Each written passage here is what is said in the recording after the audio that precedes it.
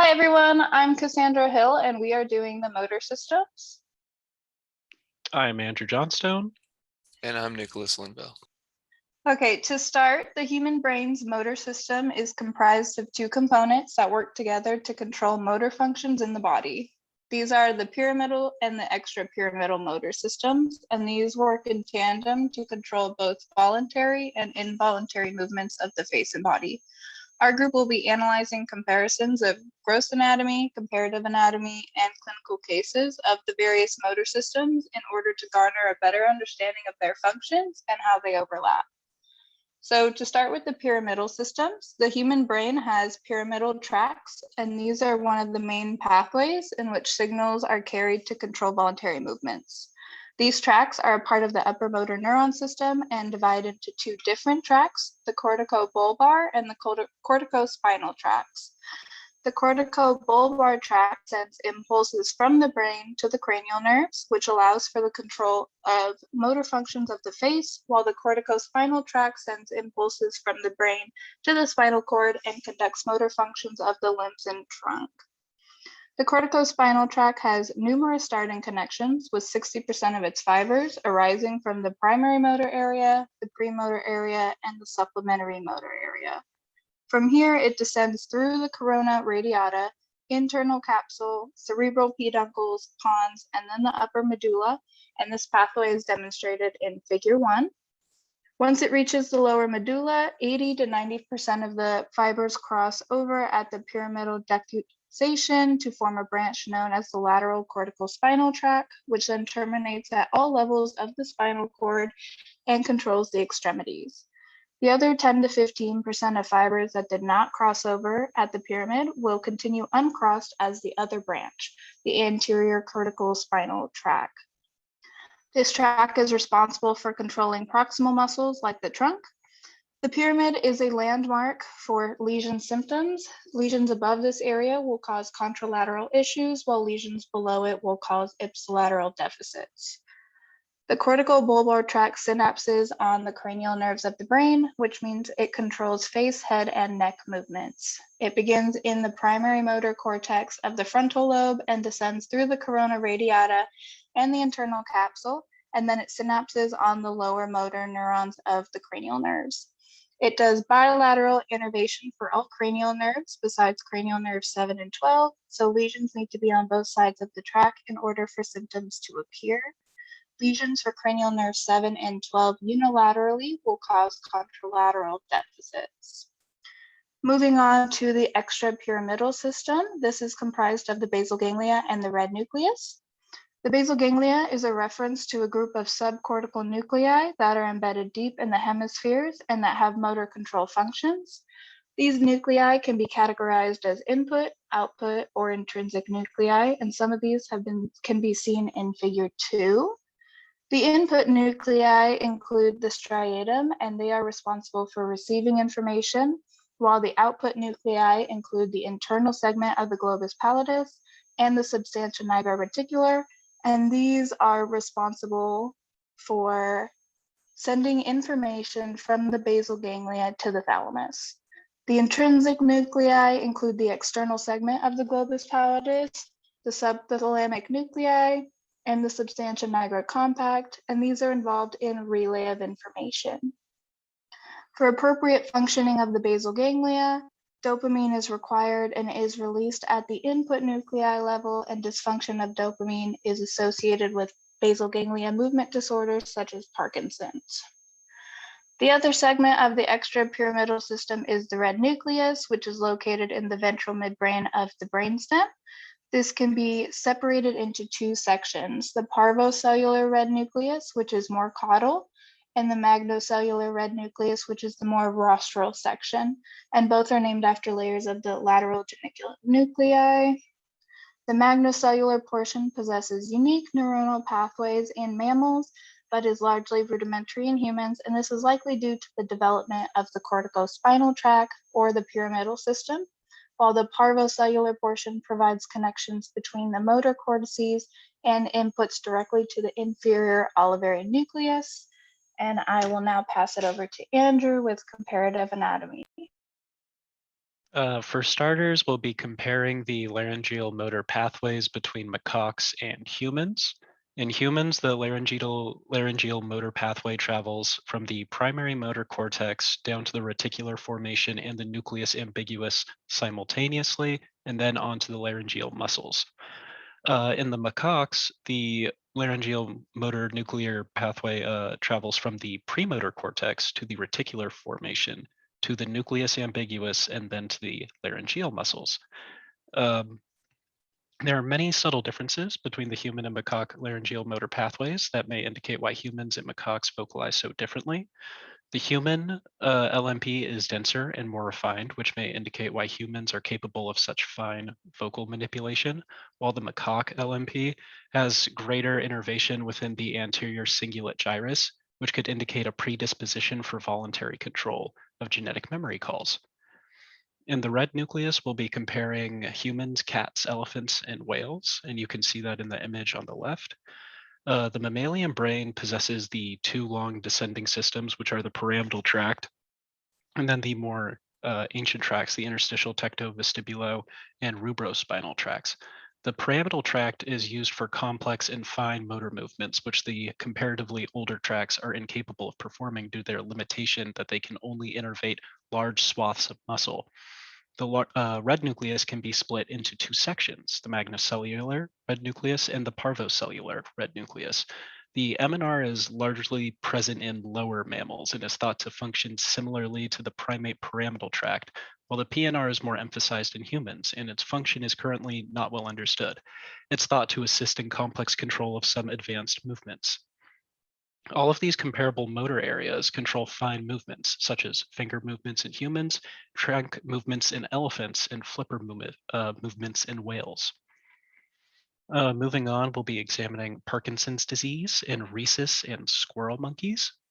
Both mammals and humans can develop Parkinson's disease genetically or neurotoxically. Researchers injected rhesus and squirrel monkeys with MPTP, a neurotoxin which can permanently damage dopaminergic nuclei in the substantial nigra. After 18 weeks of daily injections of the MPTP, both species of monkey began to display classical symptoms of human Parkinson's disease, such as bradykinesia, abnormal posture, and tremor. Non-human primate models of Parkinson's disease are extremely valuable for the similarities and symptoms they share with humans. Not all lower mammals have similar symptoms. In both monkey species, the researchers also observed significant upregulation in the expression of Parkinson's associated proteins in the substantia nigra. And that finishes my section on comparative anatomy. And then continuing on with our clinical cases, we'll begin with our case on the cortical bulbar tract and dysarthria. So with respect to speech, the pathway can be divided into dorsal and ventral paths. In our current case, 3 patients were admitted to the ER after falling. They had no prior history of speech disorders, hypertension, or neural dysfunction. Two of the patients did experience traumatic brain injuries, while one only experienced lasting dysarthria. When a tractography was performed on the 3 individuals with respect to the cortical bulbar tract, we noticed significant decrease in the volume of the dorsal and ventral paths, as we see here in the image below. When thinking more about this, we can ask ourselves a couple more questions. Mainly, what cranial nerves may be affected by a lesion along this path? Would a lesion to the cortical bulbar tract need to be bilateral in order to cause this dysarthria we saw? Why or why not? While these current cases are due to traumatic brain injury, what are other possible cases of damage to this tract? If the lesion was on the right ventral path, which part of the body, meaning upper or lower, as well as left or right, would we see these abnormalities? And other what other symptoms might we see if this TBI lesion extended further into these cortical bulbar tracts? Continuing on down, we also have our case on the red nucleus. As we stated earlier, the red nucleus is really for compensatory work in humans, but has many interconnections. And for this reason, when a patient is presented to the ER with issues such as coordination of their limb movements and learning motor skills, as well as a history of relapse onset multiple sclerosis, we start taking a look at lesions around the red nucleus. It's very important to track lesions around the red nucleus because multiple sclerosis actually does attack these lesions first, and the red nuclei volume is actually directly correlated with life expectancy once a patient is diagnosed with multiple sclerosis. And as we can see to the left here, it's kind of the breakdown of the different portions of the red nucleus. We see it's connected with important things such as those olivary nuclei, even those interposed nuclei as well. And some questions we could think of in regard to the red nucleus is when we see so many important connections, such as these olivary nuclei, the interposed nuclei, what other structures do these nuclei connect to?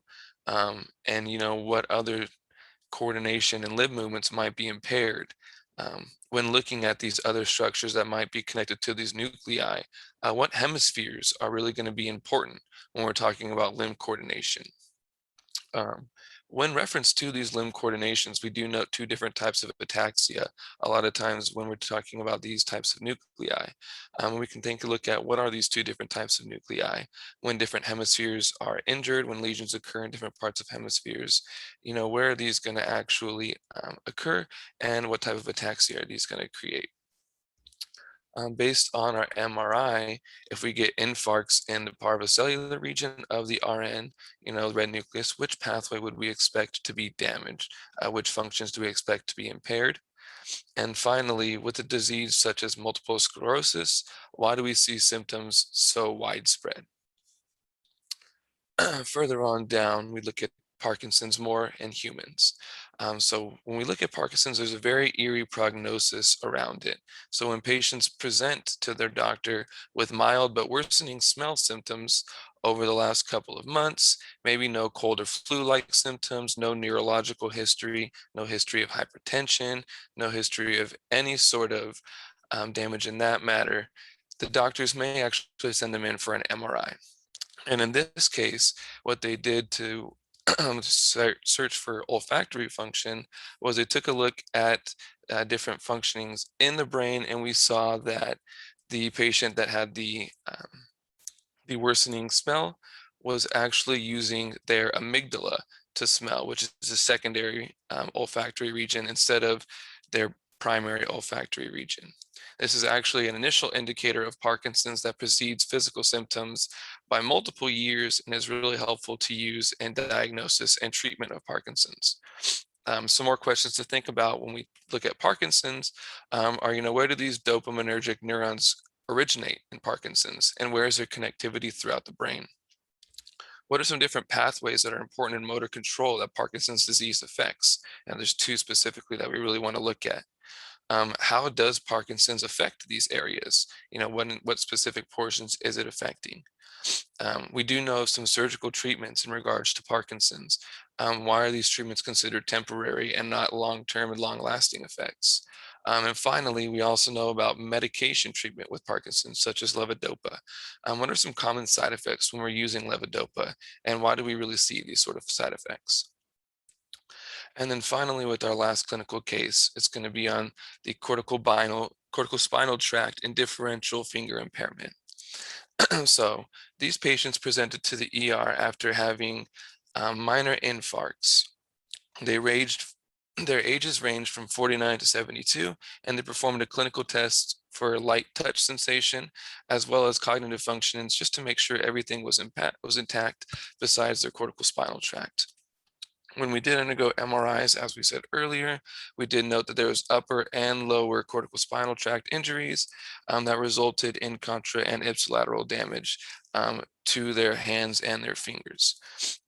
Interesting, most patients did actually have a full recovery with respect to their index and their thumb, but their pinky, their ring, and their middle fingers did all experience lasting injury. And some questions we could think about a little bit more in regards to these are: how are the motor areas topographically organized in the primary area of the brain? Why do we think it's possible that after a lesion to this corticospinal tract, there is differential recovery in the hands? When looking at these MRIs, it's also important to note, what cross sections are shown here. What are we looking at? What are notable differences between upper and lower motor lesions? That's important to note. And then finally, if a lesion were to occur on the left side of the primary cortex, where might we see it? Instead of if there is a lesion on the left side of maybe the cortical spinal tract after the medulla, where might we see those symptoms? And so finally, in conclusion, the motor system consists of a network of connections throughout the brain and body with many important centers, including the red nucleus, the basal ganglia, substantia nigra, and even the frontal cortex. As we've seen, damage to the motor system can occur at various levels to humans and other mammals alike. While damage to peripheral tracts is often localized to that area, damage to central nervous tracts often has widespread effects.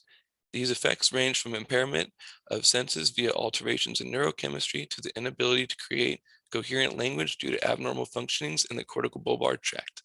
Continued advances in medical imaging and pathway reconstruction provide a good outlook on future diagnosis and treatment of motor system deficits.